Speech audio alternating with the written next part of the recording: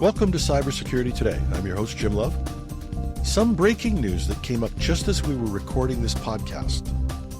Transport for London has revealed that its recent cyber attack may have compromised sensitive customer data, including bank details of up to 5,000 individuals.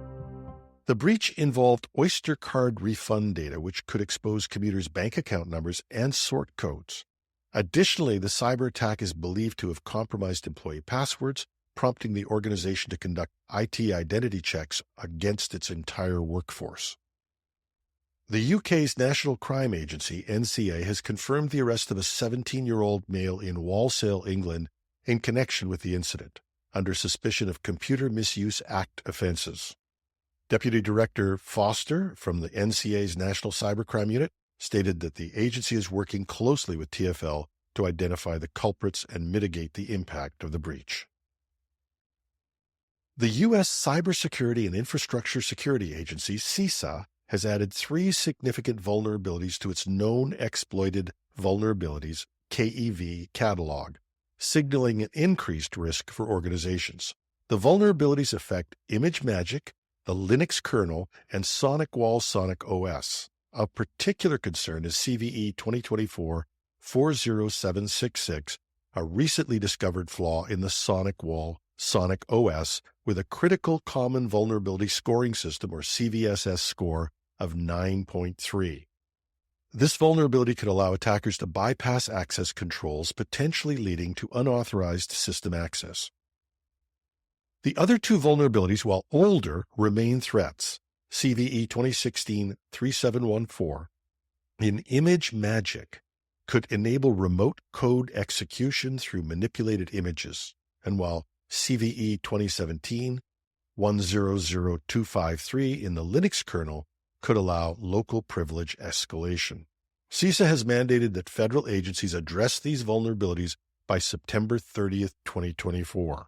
IT professionals in all sectors should promptly assess their systems for these vulnerabilities and apply necessary patches or mitigations. IT professionals in all sectors should promptly assess their systems for these vulnerabilities and apply necessary patches or mitigations. You can check our show notes for the numbers and more data. Microsoft's latest Patch Tuesday has addressed over 70 security flaws, including 3 actively exploited vulnerabilities. CVE 2024-38014, a privilege escalation issue in Windows Installer with a common vulnerability score of 7.8 out of 10. A concerning bug, CVE 2024-43491, affects Windows 10 version 1507.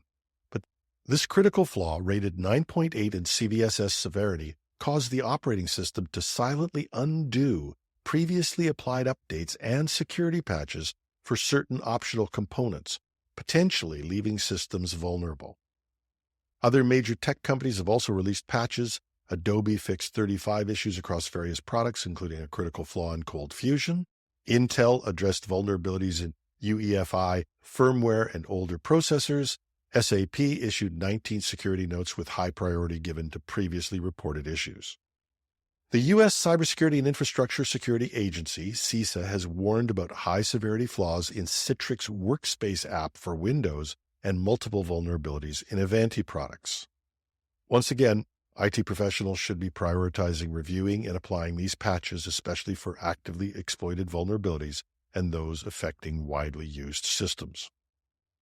Rental car provider Avis has reported a significant data breach affecting nearly 300,000 U.S. customers. Discovered on August 5, 2024, the breach involved unauthorized access to a business application, potentially compromising sensitive customer information.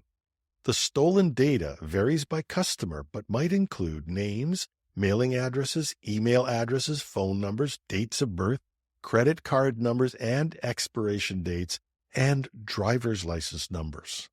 This broad range of personal information puts affected individuals at high risk for identity theft and fraud. Avis is responding by offering 1 year of free credit monitoring to victims. The company has also hinted at a possible insider wrongdoing as the source of the breach. In response, Avis is working with cybersecurity experts to enhance security protections and implement additional safeguards. For anyone who remembers the bad old days of paper forms and long checkouts, the speed and convenience of using digital tech for rentals was a welcome innovation for the tired traveler. But the corresponding risk of your data has to be managed as well. Imagine this. You're at a tech conference in Las Vegas, escaping the scorching heat in your hotel room when you stumble across a way to potentially wreak havoc across the internet. That's exactly what happened to Benjamin Harris, a security researcher, last month. For just $20, Harris bought a domain name that used to be the official Whois server for all .mobi. Now, if you're wondering what a Whois server is, think about it as the phone book of the internet. It tells you who owns what website and how to contact them. So this is pretty important stuff. Well, here's where it gets wild. Harris set up his own Whois server on this domain, and suddenly he was flooded with millions of requests from all over the world. We're talking big tech companies, governments, universities, you name it. They were all asking Harris's server for information, thinking it was still the official source.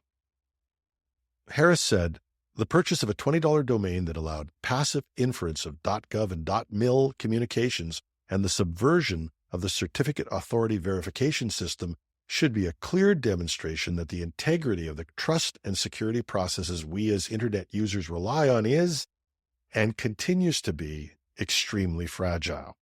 Now, here's the kicker. With this power, Harris could have done some seriously scary stuff.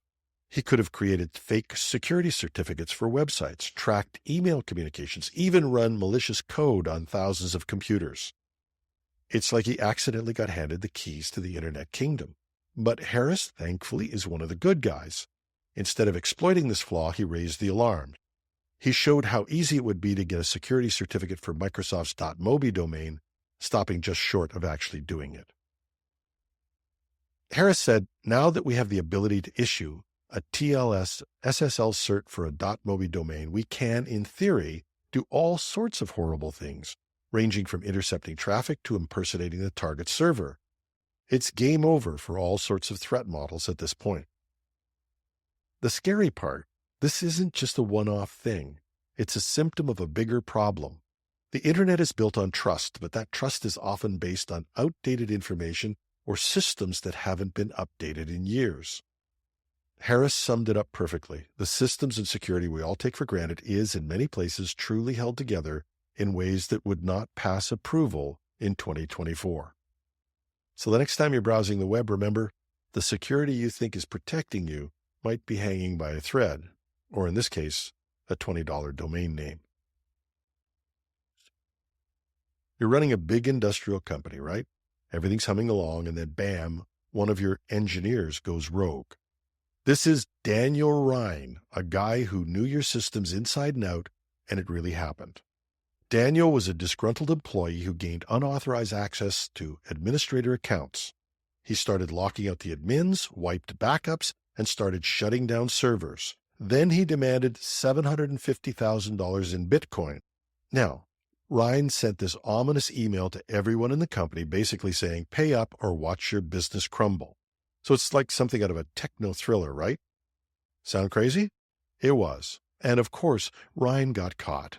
The feds traced those extortion emails back to him faster than you can say disgruntled employee. But Damian Garcia, an expert in IT governance, noted, the insider threat is a very serious risk to organizations. Historically, companies have tended to overlook it, preferring to focus their efforts on external threat actors. But companies are now realizing that the insider threat is more of a problem and is something that they need to take seriously. There is a risk that we are so focused on external threats or employees' mistakes, we may forget about this serious risk if an employee goes rogue.